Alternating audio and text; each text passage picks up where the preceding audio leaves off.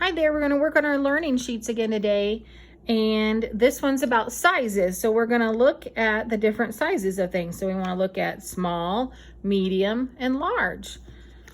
So on the back it says, ask your child to touch something that's big. So they can pick any of them. Which one's big? Oh, this dog is big. Okay, where's the big flower? Oh, that one's big.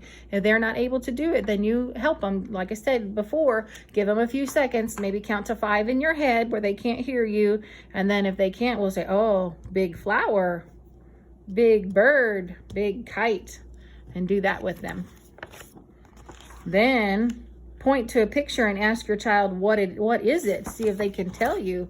Is it a big flower or is it a small flower? See if they can tell you and help them if you're not able to.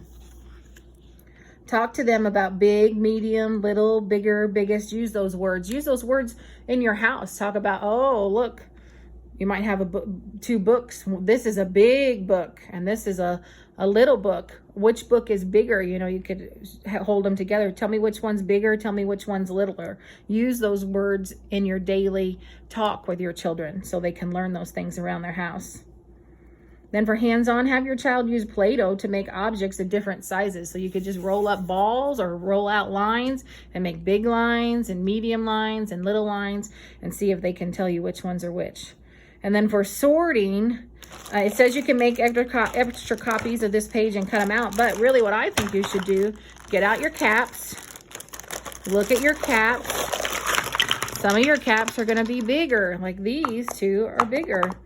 They're bigger caps, but there might be one that's even bigger. Like I have this one in mine. They're all different. All your caps are different that you have that got sent home. So you'll just have to look through your caps and see. Look, I have this cap that's really big. And then these caps are kind of medium sized. And then these caps are smaller. So you can do small, medium, large. So look at your caps and see what you have and see if you can find the small ones, the medium ones, the large ones all together.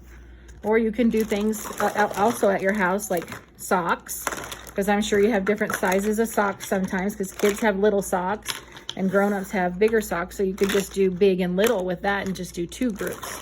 That would be something that you could do too with it.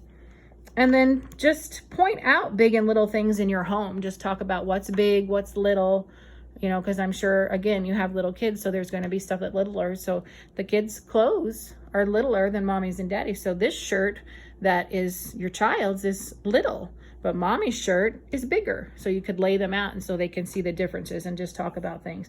The refrigerator is big. The microwave is smaller.